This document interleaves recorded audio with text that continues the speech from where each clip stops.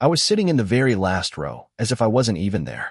I was not interested in the topic of the class. I had known for a long time that I was not noticed here.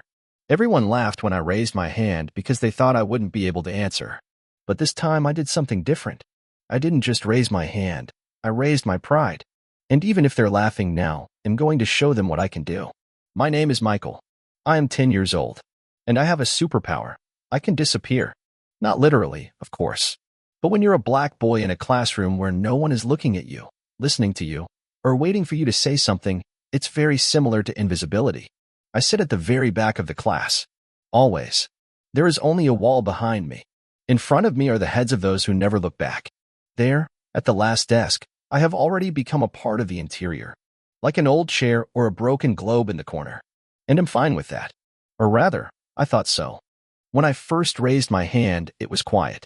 I remember slowly raising my hand as if it were not mine.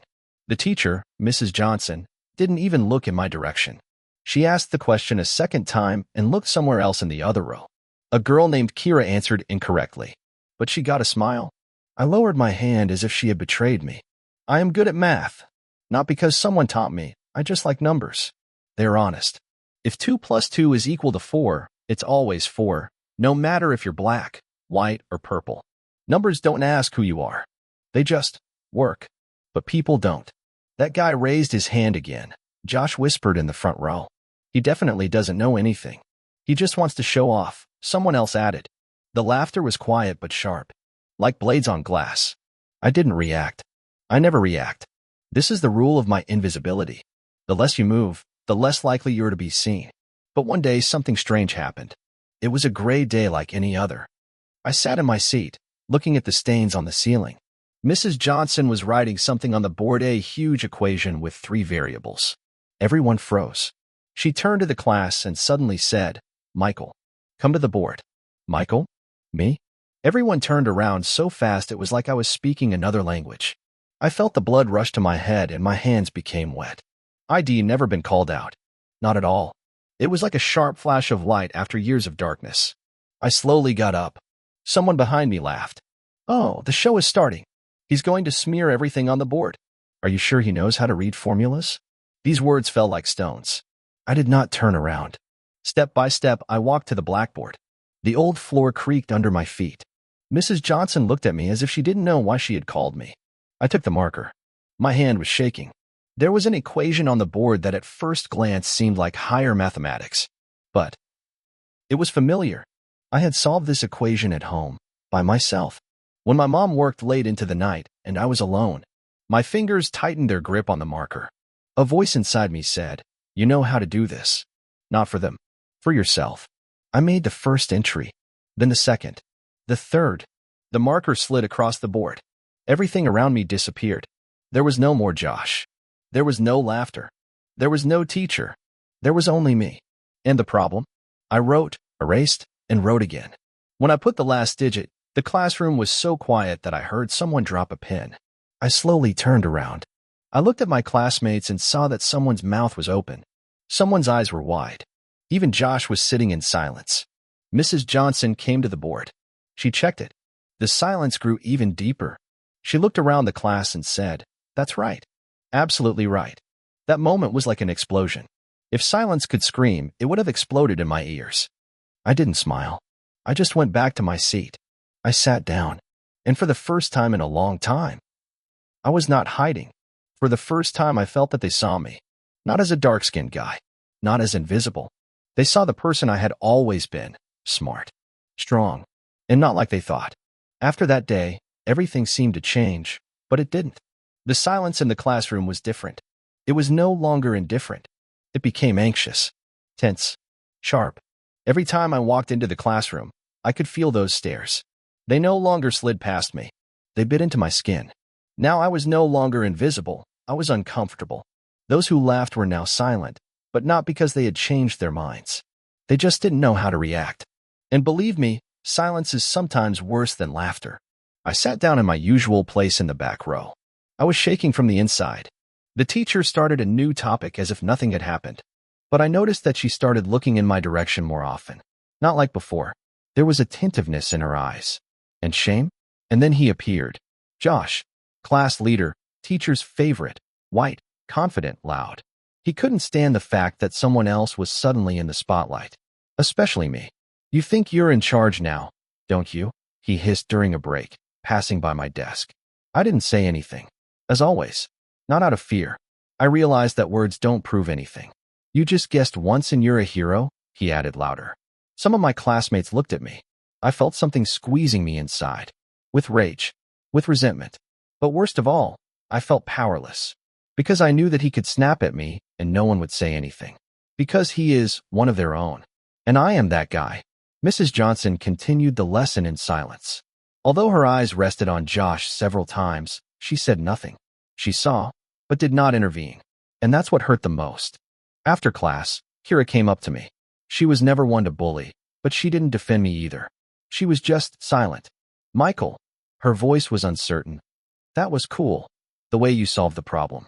I didn't realize you were so smart. What did you think I was? I asked, not looking at her. She hesitated. I don't know. You were just always silent. And to be silent is to be stupid? I asked, looking her in the eye. Her face turned red. She lowered her head. I'm sorry, she whispered. I didn't say anything. Because words are just the tip of the iceberg.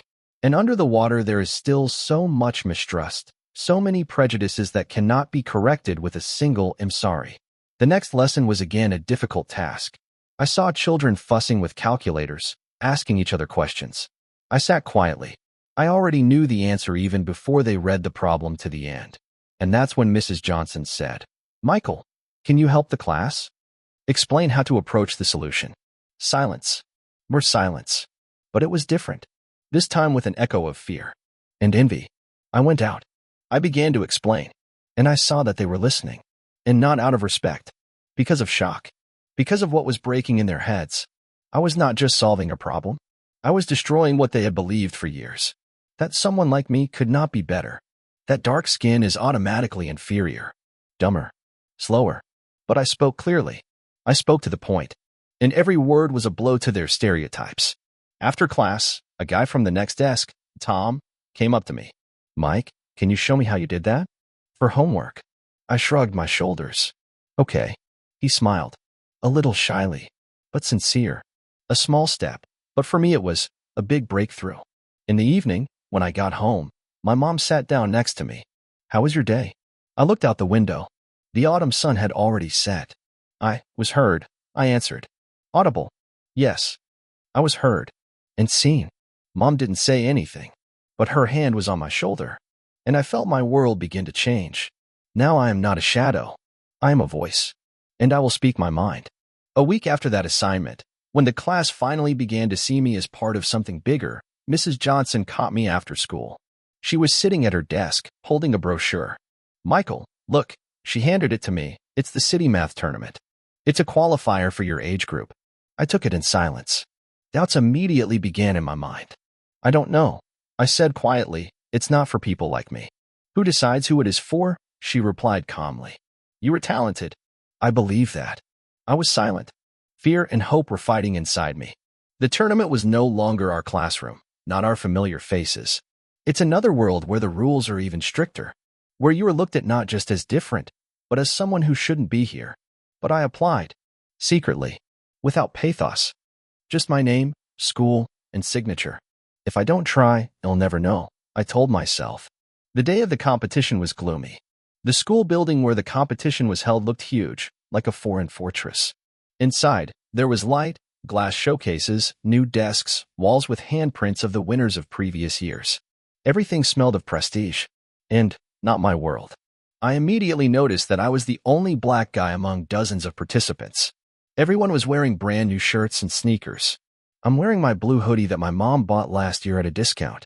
While I was registering, one of the organizers, a woman in an expensive suit, looked at my badge and then at me. Are you sure you're from Group 5B? You're going to have some tough assignments here, kid. Yes, I said evenly. I applied for it myself. From Mrs. Johnson. She sighed and looked away.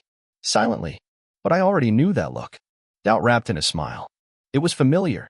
Bitter. When the writing round began, I was sitting in the fourth row. The letter with the assignments fell on the desk, and something clicked inside me. It was no longer fear. It was concentration. I looked at each task and thought, I saw this. I solved it. I can do this. My fingers were moving fast. I didn't notice the time or the noise around me. There was only one thing, the formula, the logic, the solution. And I finished it all in 42 minutes. I was the first. When I raised my hand, all eyes turned. One of the guys behind me whispered, "Is this a joke? Did he just guess at random?" I didn't answer. I didn't look at him. I knew I had done the right thing. Half an hour later, the finalists were announced. I sat on a chair holding my old pen. Just don't regret coming, I thought. And then, my number. My name. Michael Robinson, finalist. The room fell strangely silent. I heard someone drop a felt-tip pen. Everyone was looking around. I slowly stood up. Now it was time for the final round. The oral round. The stage. The microphone. The task is on the board. And you have to not just solve it, but explain how you did it, your logic, approach, thinking. I went on stage. The lights were on. The jury, teachers, students from different schools were in the hall. And I was in the center. In my hoodie. In sneakers with cracked laces. And in my head, an equation. I spoke clearly. Without any papers. I started by shortening the fractions.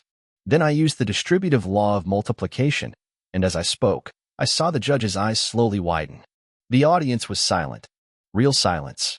Respectful. The kind that happens when you listen not because you have to, but because you want to hear to the end. And when I finished, there was nothing in the hall for a few more seconds. There was silence. And then, applause. The first applause. Real applause. Loud. I stood there looking into the dark hall and suddenly realized they did not expect me. But I am here, and am not leaving anymore. I was announced the winner. The hall burst into applause. Some clapped with delight, others with surprise. And some simply could not understand how this was possible. I stood on the stage holding a certificate and a medal. The lights were blinding my eyes. My heart was beating in my throat. But I did not feel joy. There was something else. Strange. Sharp. I felt pressure. Not from the tasks, but from the stares. Not because I won, but because of who won. Because everyone saw that the winner was a black boy. Not from a prestigious school. Not in a collared shirt. Not from a family where his father is a lawyer and his mother is a doctor. Just Michael. A guy they knew nothing about. And they didn't expect anything. After the award ceremony, teachers came up. One of the jury members, a gray-haired man in a dark suit, said, "That was brilliant. Your logic is like that of a high school student. Where did you come from?" I didn't answer. Because this question did not sound like a compliment. It sounded like a suspicion. Then she appeared, the organizer, the same one who had asked me if I was in the right group during registration. She smiled, as if everything was fine. But her smile did not reach her eyes. Impressive. Who would have thought? Oh, I've heard those words before. From teachers. From the parents of my classmates. Who would have thought? It always meant, we never believed in you. We still don't fully believe in you. Returning to school was different. There was a portrait of me in the lobby. Winner of the district math tournament. For the first time, my name was there. For the first time, a photo. For the first time, I was recognized. But the joy was short-lived. There was silence in the classroom. Glances. Half of them did not believe. Others were silent. Only a few students came up after school to congratulate him. "You were like a machine yesterday," said Tom. "Can you help me with my fractions?" I smiled. Barely. Because at the same moment I felt someone standing behind me. "Oh, look, our new genius is back." Josh's voice sounded louder than usual. He was standing with his arms crossed. He was smiling like a predator. "Do you want your medal again? Or can you start the lesson instead of the teacher?" The class hissed nervously. Some smiled. Some looked down. I turned to Josh. I looked directly at him. "Why don't you say something about math, since you're such an expert?" "Fuck you," he muttered, looking away. It was a first. For the first time, he looked away. Not me. After school, Mrs. Johnson kept me in the classroom. "You've changed this classroom, Michael," she said, "and maybe a little bit of this school. But be prepared. People don't like it when reality breaks their expectations." I was silent. But I already knew this. She put her hand on my shoulder. "What you did is important. And not just for you. For those who are still sitting in the back. For those who are not yet seen." In the evening, when I came home, my mom put a pie in front of me. "A hero should celebrate," she said. I smiled, but something whispered inside. This is only the beginning. The real fight is still ahead. And I knew I was ready. because I was no longer the Michael from the back of the classroom. I was the Michael who could be heard, seen, and forced to rethink what others believed. A few days after returning to school, I received a call from the city's education department. Michael Robinson, you have been selected to participate in the state finals of the Math League. This is a prestigious stage, congratulations. I froze. They were serious? State finals? A level I had never even dreamed of. A level where students from private academies compete, prepared, rich, confident. Where each participant is not just a child, but a whole project of a family, school, and tutors. And I was just Michael. And all I had was my head, a notebook, and the experience of silence. A few days before the competition, I was sitting alone in the classroom when Josh walked in the door. Without calling out. No laughter. His face was strangely serious. I applied for the finals, too, he said. And I got in. I was silent. You probably think I can't make it. That I'm just here because I'm white. Because my parents got me in. I don't think anything, I said calmly. But if you came to prove something, prove it to yourself, not to me. He hesitated. Listen. I overreacted. I didn't think you could do it. But that doesn't mean I had the right to be an asshole. I shrugged. For the first time, without pain. I didn't need his apology anymore. Because I no longer depended on his opinion. Finals day. The auditorium at State College. The big hall. The cameras. The press.